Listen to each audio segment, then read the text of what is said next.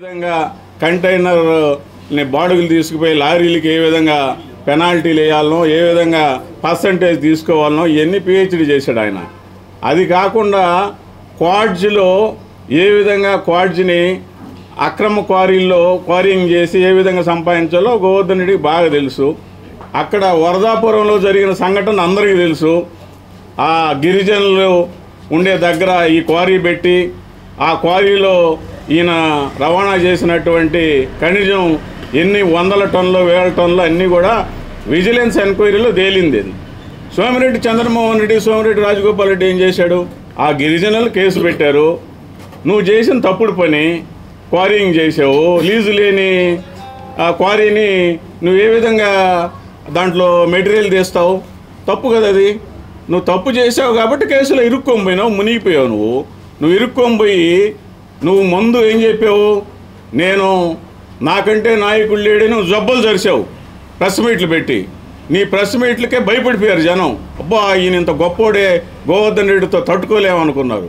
ఈ జబ్బలు జరిసిన నాయకుడు పత్తా లేకుండా కేసు పెట్టిన తర్వాత 60 రోజులు ఎక్కడ పోయాడో తెలీదు. ఇంకా సిబిఐ ఎంక్వైరీ చేయమన్నాడు. సిబిఐ ఎంక్వైరీ రాష్ట్ర ప్రభుత్వం వాళ్ళు ఏది ఇప్పుడు ఉండే కేసుని ముందు అయినా కేసును చూసుకోమను, కేసును చూసుకొని బయటపెడితే తర్వాత సిబిఐ ఎంక్వైరీ. ఇంకా గోవర్ధన్ రెడ్డి ప్రెస్ మీట్లు పెట్టే పరిస్థితి కూడా ఇక ఉండదనుకుంటున్నాను నేను. కార్యకర్తలు కూడా నమ్మరు ఆయన్ని. ఎందుకంటే ఆయనకే దిక్కు లేకుంటే వైసీపీ కార్యకర్తలు ఆయనే నమ్ముతారు. నమ్మే పరిస్థితి ఇంక ఉండదు. ఆయన కూడా ఈయన రాజకీయాల నుంచి విరమించుకోవడం మేలు. ఈయన మన ప్రసన్న కుమార్ రెడ్డి అయితే ఆయన సత్యారిచ్చినట్టు పక్కింట్లో నేను ఉన్నాను, ఈయన ఆ పక్కింట్లో ఉన్నాడు, వీళ్ళందరూ దోసుకొని తింటున్నారు సర్వేపల్లిలో, కోవూరులు అంటున్నాడు.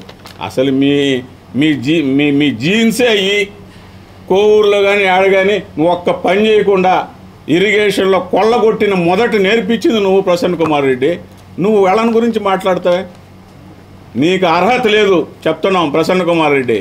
నువ్వు సర్వేపల్లి మా నాయకులు కానీ గురించి మాట్లాడేమంటే ఇంకొకసారి మాట్లాడితే బాగుండదని తెలియజేస్తున్నాను మొట్టమొదటిసారి. కాబట్టి కుమార్ రెడ్డి అని ఆయనకి రాజకీయ భిక్ష పెట్టిందే వాళ్ళ మామగారు సోమిరెడ్డి చంద్రమోహన్ రెడ్డి గారు. రామారావు గారు ఆయన నిలబడమంటే నాకొద్దు, వాళ్ళ నాన్న చనిపోయాడు, మా మేనమామ కొడుకు, మొట్టమొదట ఆయన్నే పెడతామని చెప్పి మన చంద్రమోహన్ రెడ్డి గారు రామారావుని రిక్వెస్ట్ చేసుకొని నిన్ను రాజకీయాల్లోకి తీసుకొచ్చారు. అటువంటి నాయకుడిని నువ్వు చిల్లర మల్లర విమర్శలు చేస్తున్నావు నువ్వు ప్రసన్న కుమార్ రెడ్డి. ఇది నీకు మంచిదేనా? మీ నాన్న అంటే సోమిరెడ్డి చంద్రమోహన్ రెడ్డి గారికి ఎంత గౌరవం. ఇప్పటికి కూడా ఏ మీటింగ్ పోయినా మా మేనమామ నల్లపరెడ్డి శ్రీనివాసరెడ్డి అంటాడు. నీకు ఆ విలువలు లేవు ప్రసన్న కుమార్ రెడ్డి. నీకు విలువలు లేకనే నువ్వు ఈ విధంగా బయలుదేరావు యాత్రకి. వీళ్ళ మీద మాట్లాడుకుంటా నీ కోవూరులో నీ పని అయిపోయింది. ప్రశాంతమ్మ దెబ్బకి ఆ ఉండే నలుగురు ఊడిపోయినారు. ఇంకా నువ్వు ఆడ అవుట్డేటెడ్, నువ్వు పనికి రావు రాజకీయాలకి. కాబట్టి ఇక మీదట మా నాయకుడిని కానీ నాయకుడి కొడుకుని కానీ ఏ విధమైన మాట్లాడేవంటే ఈ కార్యకర్తలు ఇంకా గమ్మునుండరు, రెచ్చిపోతారు. కాబట్టి ఈ రోజుతో నువ్వు మాట్లాడిన మాటలు వెనక్కి తీసుకోవటం లేకుంటే గమ్మున ఉండటం జరగాలి.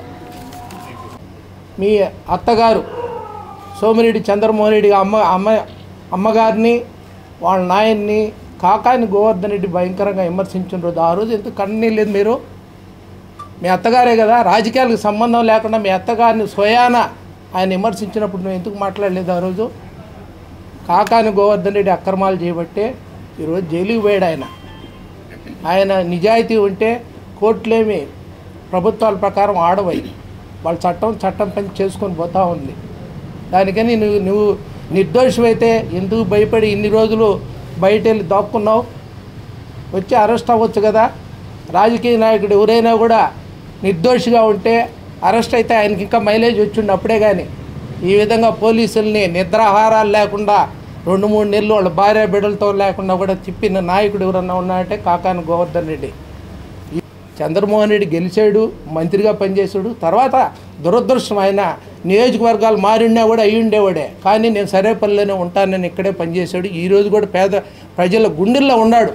మేమంతా కూడా ఆయన అభిమానించే నాయకుడు. అటువంటి నాయకుడు మాకు ఉండటం గర్వంగా చెప్పుకుంటున్నాం. మా అదృష్టమని కూడా ఫీల్ అవుతున్నాం మా సరేపల్లిలో ఉండే ప్రజలు కూడా. దానికని ఇంక నుంచి అయినా కూడా ఇటువంటి అవాకులు చవాకులు పేలొద్దని చెప్పి కూడా ప్రసన్న కుమార్ రెడ్డికి తెలియజేస్తూ ఉన్నాం. కాకాని గురించి కూడా నీకు పూర్తిగా తెలుసు, అన్నీ తెలుసు ఆయనకి. కాకాని ఎటువంటివాడని కూడా తెలుసు.